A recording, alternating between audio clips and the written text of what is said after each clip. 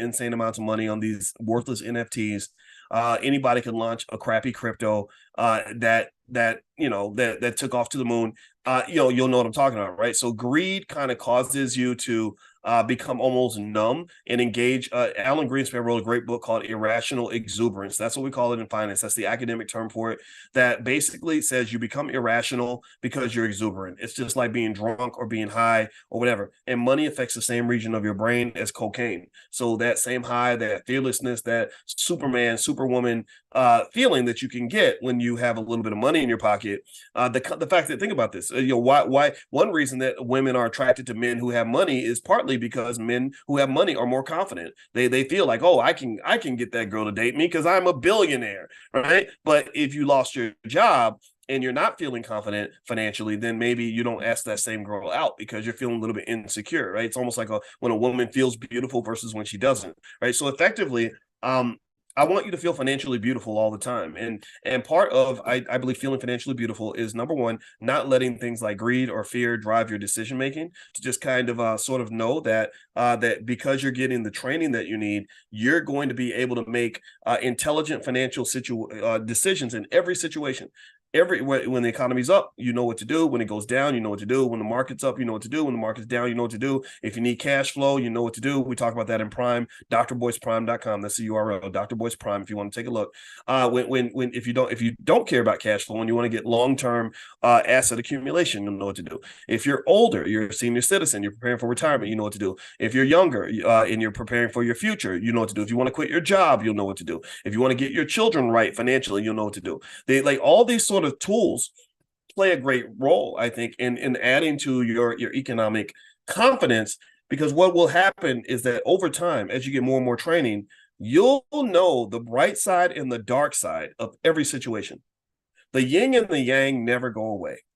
There's always a yin, there's always a yang, there's always a good, there's always a bad. If you're broke, the downside is that you ain't got no money. The upside is that you have no serious commitments. Maybe you lost your job, so you have plenty of free time. So now you can invest your free time in your business or your side hustle, which might make you wealthier than you've ever been before. Sometimes, for some people, I've seen it in many cases. I've seen people where losing their job is the best thing that ever happened to them. But the question is, what is your attitude? What is your economic consciousness level? If your economic consciousness level is high, then losing that job means you suddenly realize, okay, I'm low on money, but I'm wealthy on time. How do I convert some of this time into money? Oh, I know what to do. I know what I'm going to do with all this free time. You understand? The upside of being wealthy is that you got plenty of money. The downside is that you also gain plenty of problems. Diddy used to say 30 years ago, more money, more problems, right? So now you've got stressors in your life as a wealthy person that you did not have when you were struggling, right? People borrowing money, tax issues, legal issues. How do I keep this business going? How do I manage my employees, right? You always have those challenges, right? Same thing when the stock market's down. The dark side is that it's down. Everything you own is blood red. You're feeling bad because your wealth has declined. But then the bright side is, oh my God, look at all these cheap stocks. Oh my God, it's 2022, a year ago. Let's look at 2022 real quick. Let's get in the financial time machine and let's just reminisce. Let's reminisce a little bit. Let me see here. Let's pick a fun stock. Let's look at Microsoft. Oh, I love Microsoft. It's one of my favorite companies. They're just so good at making money. My Lord, they're so good at making money. All right, so let's look at Microsoft real quick, okay? So let's go back in time. All right, so what's Microsoft now? I have no idea how much it's done in the last year. I'm just speculating. So 371, right? So that's what it costs to get on board with one share of Microsoft. Remember, though, you can buy fractional shares, so you don't have to actually buy, an entire share. So don't think you can't get in the game just because you don't have $371. You could buy $10 worth of Microsoft stock. It gives you the same effect. You just have less of a capital base, but you have the same effect. Let's go back a year. Look at that. What a difference a year makes. Look at this. A year ago, Microsoft stock was $250. Now it's $371. The return on investment, 48%. 48%. So let's go back a year ago. Let's go back to December 5th, 2022. You can find class sessions I did on that day, I'm sure, because I'm here with y'all talking to you every single day. So your Microsoft stock has dropped to 250. Let's look at the 5 years so we can see how we might have felt that day. Let's go. I'm trying to get to December. Okay, I can't get exactly. Here we go. Let's go to December 9th. So look at that. So here's what you just went through. This is investor vision. I'm training you on this. So here's what you just went through. You were feeling good because your Microsoft stock went up to 329 or 330, and now you're feeling bad because now it's dropped to 321, and then it's right around here. Let me see, around let's go. I'm trying to get to, there we go. It's 255. So you could sit here and drown in the moment. Like you could sit here and just be sad that you lost so much money on your Microsoft stock. You could get scared. You could let fear take over and say, oh my God, I got to sell. Oh, look at all this money we're losing. Honey, we can't do this. Or you could allow your investor vision to take over where you say, oh, wow, look at how cheap Microsoft stock is. Let me go buy some now. I got some extra money. I'm going to buy as much as I can because this too shall pass. And so in the past year, this is what you had a chance to experience. So you got to experience the highs because you didn't get frightened by the lows. And these are universal rules for life. Think about how much love you got to experience in your life because you didn't let the heartbreak stop you from trying again. Think about how much happiness, like you can't enjoy the joy if you can't endure the pain, right? And appreciate the pain, because the pain gives you the ability to enjoy the love and the happiness and the joy, right? So the stock market comes with something that kind of looks like pain. You're going to have those dark days, and now you're getting a little bit of joy because the market's just killing it. The pain's going to come back. The dark days are going to come, and when those dark days hit, I want you to just chill out, relax, and not freak out, and make good long-term decisions. Let's pick another stock. Let's look at Apple. Let's see what Apple has done in the last year. Let's see how much money we could have made. And we'll go to the fifth dimension and talk about all the money that you would have made if you'd bought Apple a year ago. So let's look at 1 year. Look at that. Oh, buddy. Oh, man. You could have bought Apple for 125. It's now 193. Look at that. 31%. Let's pick a fun stock. Let's look at a firm. Now, some of y'all that are in the Prime program, y'all know I've always loved a firm. I have no idea what I'm going to see here. So let's see. All right, so here's a firm. Okay, it's down a little bit this week. Let's go to 1 year. Look at that. 191% ROI. Your money doubled this year. And if y'all remember, a year ago, I was talking about a firm. When I pick a stock, when I choose to deal with an asset, that's what I choose. I kind of marry the asset for at least 3 to 5 years. I don't freak out, a month later if the stock has a bad month. It's like, okay, I like this stock. Like if you go to drboycestocks.com, drboycestocks.com, feel free, you can take a look. It's something called What Dr. Boyce is Buying. And one thing I consistently let you guys know is that when I pick a stock and I say, I think this is a good investment, I'm not talking about next month or the next 6 months. That's what people do when they don't understand how the market works. I'm thinking about the next 5 to 10 years. So a firm is a stock that I have been riding with for a really long time. The dark days of a firm don't bother me. I think of stocks like a firm because this is a very volatile stock. It's a great income maker, like for selling stock options and all. That's why we talk about it in the Prime program. But stocks like a firm, they remind me of dealing with our teenage daughters. Like if you've ever raised teenagers, you just know how emotional they can be, And so the 13-year-old comes down, she's screaming bloody murder like it's the end of the world, and I help her through it, But I try to be a stabilizing voice because I know this too shall pass. By this afternoon, she's going to be happy again, right? So a firm, stocks like this, if you have the risk tolerance to deal with them, that's what they do. They kind of give you a lot of chaos and they throw temper tantrums on you. But when they're good, they are good. But here's the other thing too. Now that a firm is doing really well, don't think that I'm not preparing for the next calamity. Right. Just like when my daughter's having a good day, I'm always ready for the fact that that good day could turn into a bad day in a matter of seconds. So don't let your emotions drive your investing. I don't think that's a good way to invest. The only emotions I think that can benefit you in investing are, pride. Like I have pride in my family and I want my family to be wealthy. So I'm going to make good economic decisions so we can build an amazing legacy.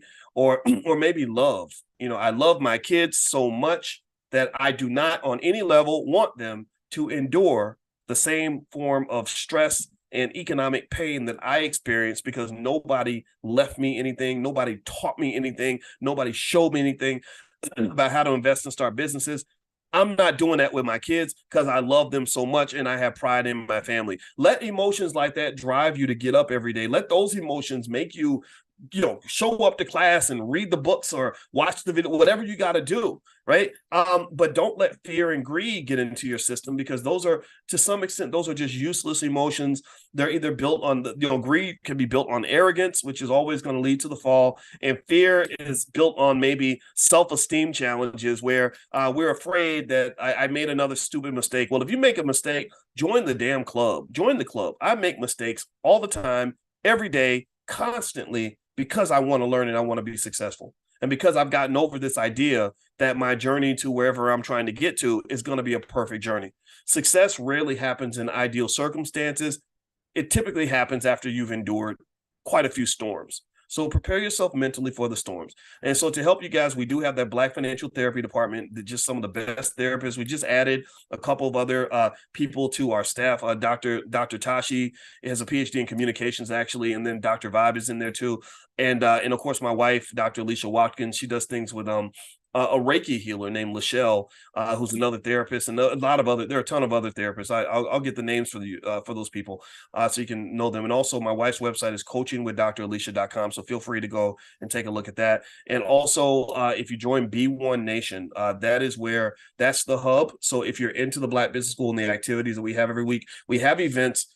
We have a lot more stuff going on now than we had before. Like we're just better and stronger, and we're bringing in excellent contributors. For example, today we're bringing in Reese Daniel, who's the CEO of Juiced Up Reese, which is an incredibly successful Black-owned business, a juicing brand. They've been coming to the convention every year.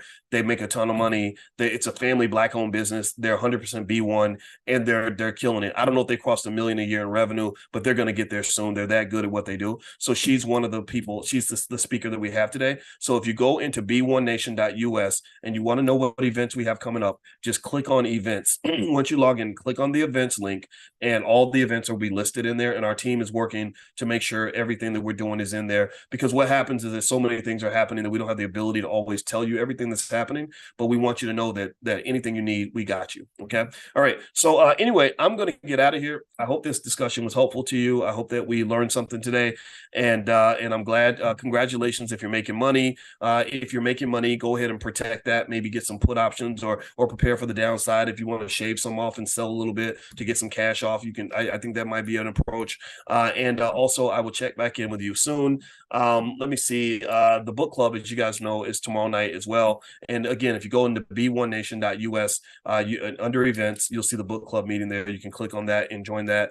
And last but not least, don't forget to get on the text list. Just text the word stock to 31996. That's going to be kind of one of the hubs as well that I'll use to reach out to you. I just want to make sure I can let you guys know what we have going on, and bring your family. Like, make it a family thing. Like, don't just learn yourself. Like, each one teach one. I don't want to teach any students. I only want to teach teachers. Okay. I don't want to teach any students. I want to teach teachers. So you are the teacher of your family. I guarantee you, if you've listened to 5 of my trainings, if you've been with me 5 times, a lot of y'all been with me 500 times, 5,000 times. If you've been with me 5 times, your financial literacy level exceeds the average college educated adult. You're ahead of 70% of the population just with 5 conversations like this. So you got what it takes. So go start sharing this, with other people that you care about. Make it a family thing, a cultural thing, because what happens is that if everybody in your family and everybody in your circle is kind of dancing to the same beat, and they have the same value systems, it's going to be easier for you to express your ideas and not have all this ridiculous, ignorant pushback. Seriously, like, this is why do you think one of the reasons I was so happy to create the space that we have at the All Black National Convention is because I don't want to go around and constantly, if I have these insights and I'm seeing these things, I see stuff constantly now because I've so much stuff shoved in my head. And if I try to describe it to somebody who's been seeing a whole different reality that I can't even connect to, it's very frustrating for me. It makes me angry. It's like, oh God, we got to start from first grade right now because you've been miseducated so badly. And nothing wrong with that. We can be patient with that. But it's much more fun when you can start at the top. whenever it's like, okay, we all agree that we love the Black community. We all agree that we want to raise healthy kids. We all agree that education is important. We all agree that marriage is a great pathway to economic success, even if we choose not to do it. Whether we choose to do it or not, we all know that family matters. We all know that we've got to fix the problem in our community. We all know these things, right? So when we start there, then it's like, oh yeah, and so let me tell you how I think we can get this done. And you're getting support. You'll get people around you. Like you say, okay, let's form a family investment club so we can build wealth for the next generation. You're not going to have to go explain why it's important to have an inheritance for your kids. Because literally there's people who don't understand that. They just don't, they're like, why would I leave anything for anybody? I can't take it with me when I die. Well, it ain't about you, idiot. It's not just about you. I'm sorry. I don't mean to use the word idiot, but I'm sorry. It makes me mad. It's like, it ain't just about you. It's about the babies. Like, the babies struggle when we don't make a plan. They struggle when we don't have any discipline. They struggle when we don't work. We haven't worked through our crap. So they end up in the middle of crap, right? Because we done had kids and we have all this undiagnosed, untreated trauma that creates all this chaos. And it destroys everything. It starts with the wealth. The wealth is definitely gone, but then the other things that disappear are the things that are more important than money. See, money is a bodyguard. Money is a protector. Money is a seal. It is a wall that protects all the things that are more valuable than money. If you have enough money where you don't have to go be an economic slave, you don't have to do horrible things in order to get money, you don't have to sell your soul, you don't have to do any of these things, then what that allows you to do is allows you to spend time nurturing and incubating the rest of you, the rest of your culture, all the things that are valuable and precious to you, so that you can help those things grow in a proper setting. Almost like if I want to grow a garden, that garden needs to have protection, right? A greenhouse or something, to protect those flowers so those flowers can fully grow. If I don't protect them and I let the sun, harsh sunlight in and tornado winds and all kinds of thunderstorms and everything else in there, then nothing's going to grow. So the money, to some extent, it's not the be all end all, but money is that thing that creates the incubator status to allow you to protect the things that are so precious to you, like your relationships with your family and your mental health and your physical health and your spirituality and all these other things. That's easier protected if you can allow to have enough economic defense in place to protect you from the greedy capitalists who will come in and take everything and strip you of your soul. Okay, so let me answer. I see a couple questions in the Q&A, so let me answer a couple questions real quick. I'm sorry. What do you expect from C3.ai's earnings tomorrow after the close? Errol, I have no idea. I'm going to look that up, but I had no idea where I know that they're an AI company and they've done really well because AI is super hot. I don't know. I really have no clue what to expect. I will be following though, because I'm a big shareholder in C3.ai.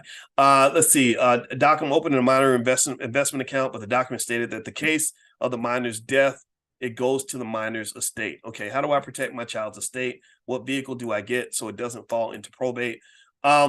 Okay, first off, I'm not an estate planning expert. However, I am going to do. I am going to have a program, sort of a group on estate planning, where I'm going to bring in all the estate planning experts that I know, because estate planning is extremely important. However, I'll answer the question to the best of my ability.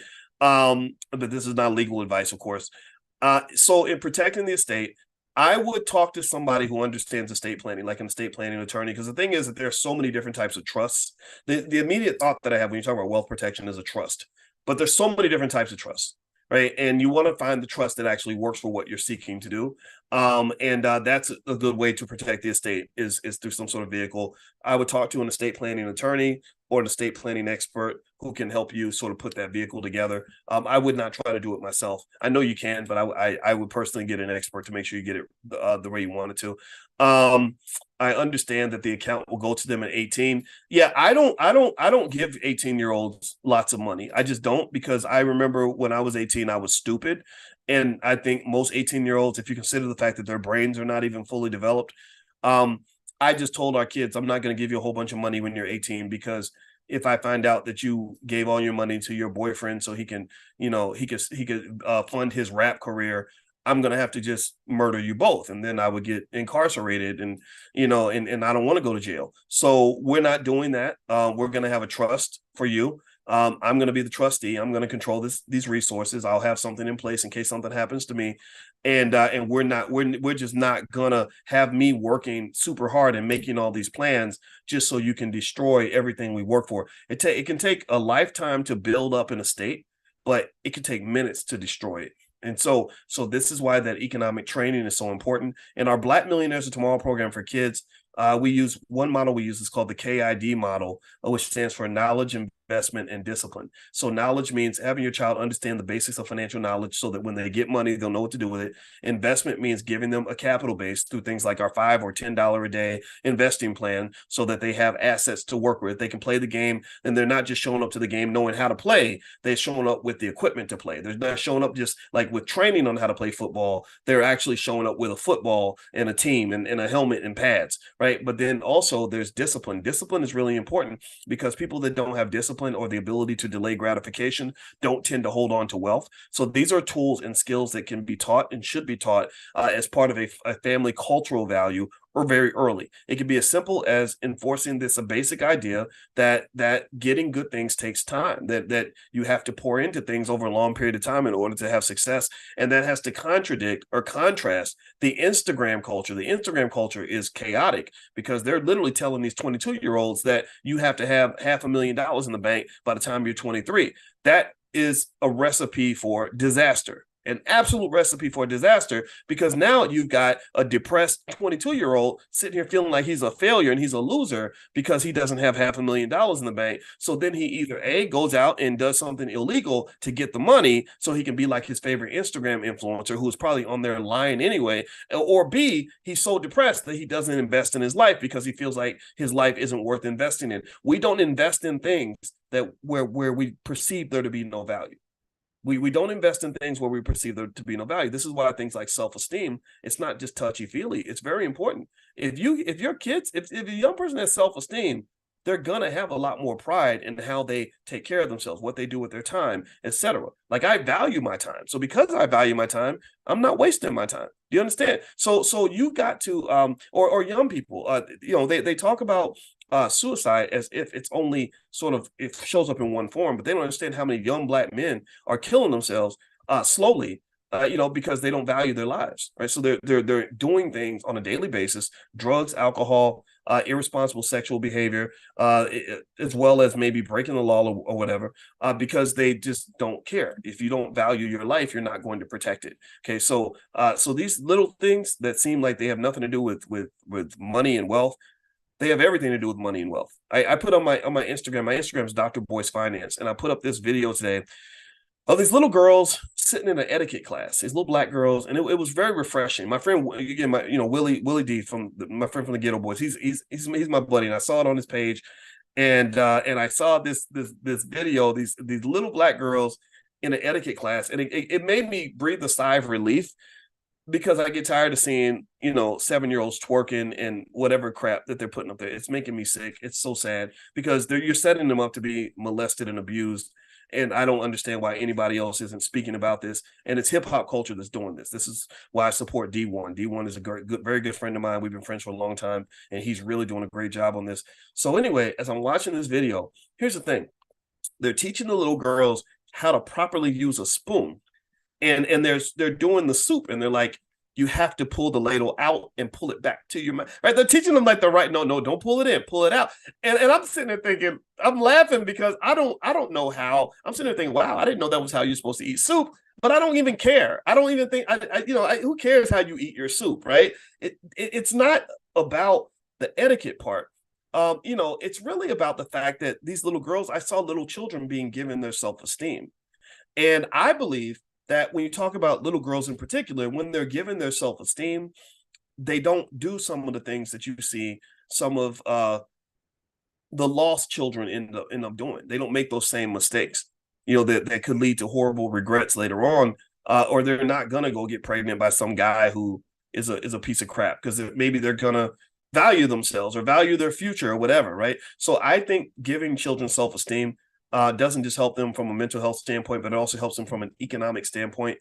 If you value yourself also, you're less likely to be influenced and manipulated into giving your money away, because one thing corporations are extremely good at is selling you your self-esteem.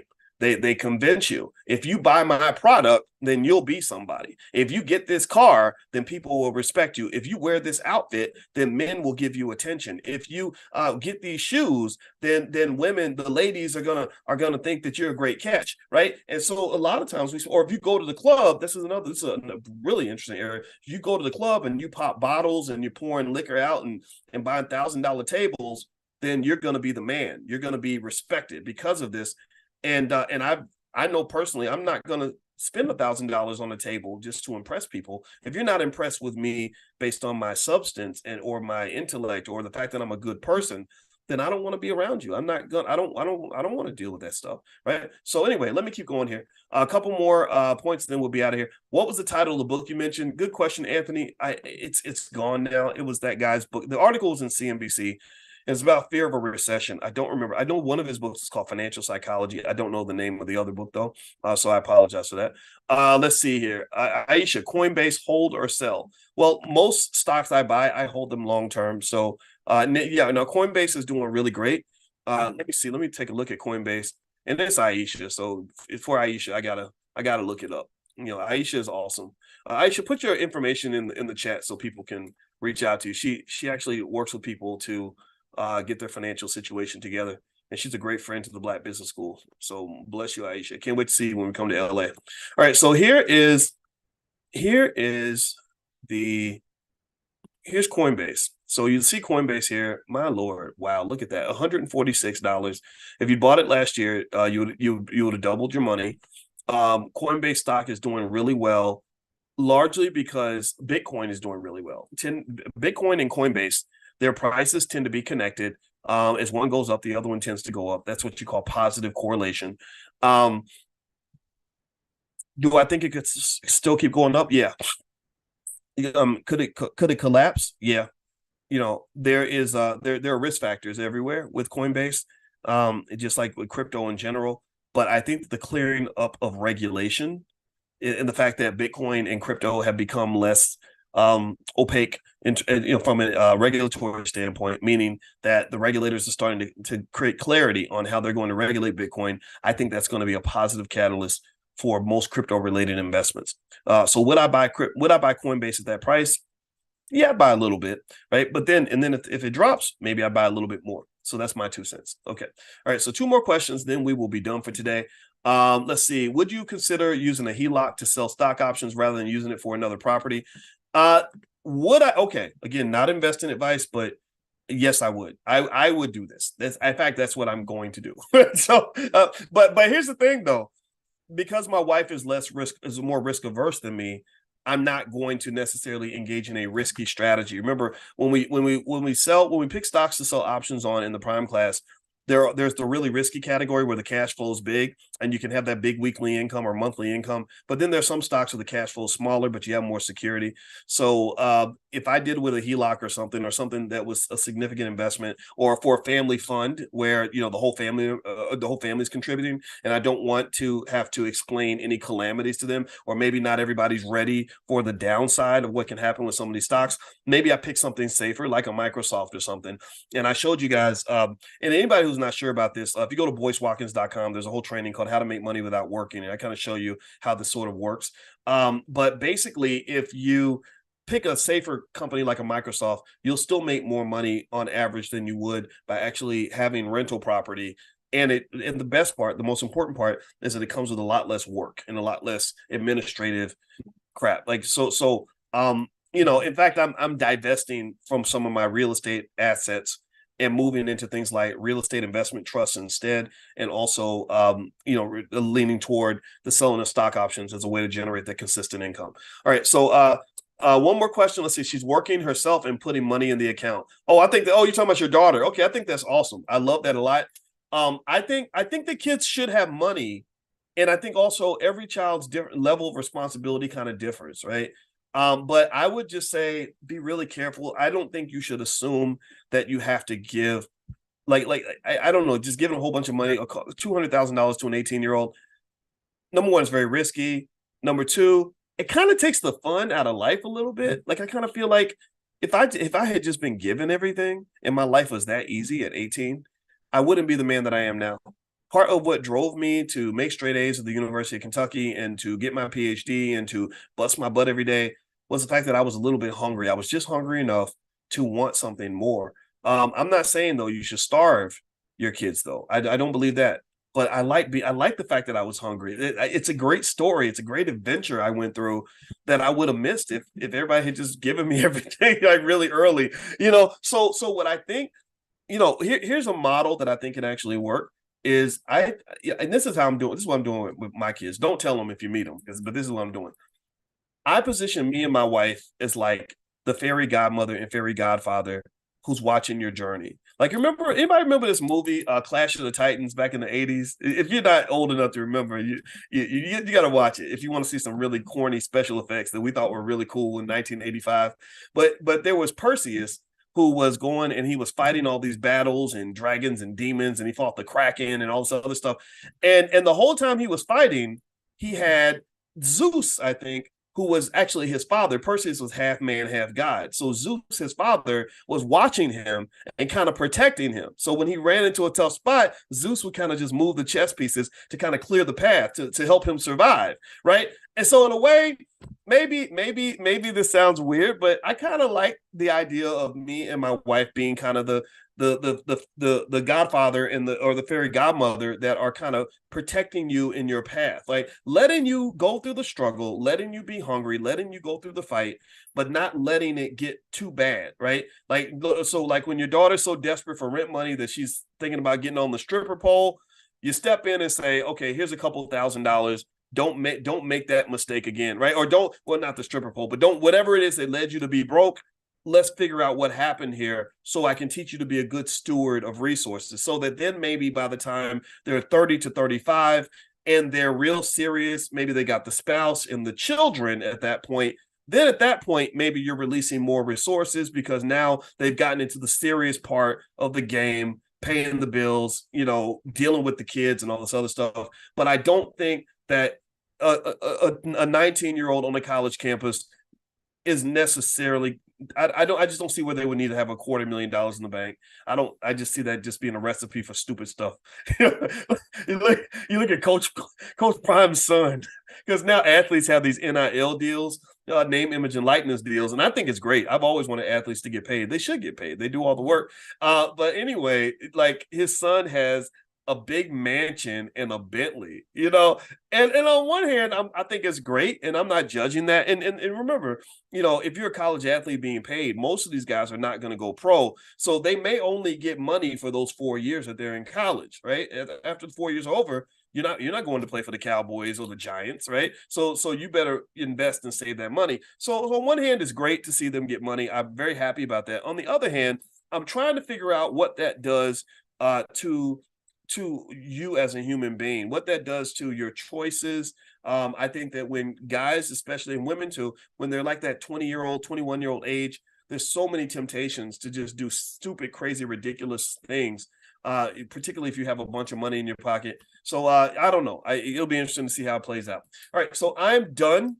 Thank you guys for hanging out. It was really fun. Again, my website, boycewatkins.com. There's plenty of stuff there for you. We'll be back next week to do this again. And also join b1nation.us, b1nation.us. If you haven't applied, you got to answer 3 quick questions to get in. Michelle will let you in probably in the next 24 hours. If you answer the questions, in the right way. You don't have to answer them too long. We just need to know that it's you and not a scam or spam or whatever. And then look in the event section. That will show you where the events are. You can join the conversation with Juiced Up Reese, and that's her company, but her name is Reese Daniel. And also, we're going to do some other stuff. And also, if you do have that interest in real estate, you can feel free to go take a look at drboycerealestate.com. That's a survey training where there's a ton of stuff in there in terms of events that we've had in the Black Business School. We did a whole conference on things like buying hotels or invested in commercial real estate, how to become a real estate agent, stuff like that. And also, I realized because I know so many people in the real estate field, I would just bring a bunch of them through. And so like the other day, we had Chalet Camilo, who is the CEO of Virtual Source Realty. We're also going to bring in another brother, Cedric. I can't remember his last name, but he is doing millions of dollars in commercial real estate deals. So feel free to go to drboycerealestate.com to take a look. When are we going to LA? We're going to probably be in LA like late January, and in LA we're going to do a stock option summit. So text the word stock to 31996. As soon as we nail down our venue in LA, I will send you guys a text to let you guys know the exact date, time, and everything else. All right, so have a good night, everybody, or good day, and I'll see you guys later. Take care. Bye-bye.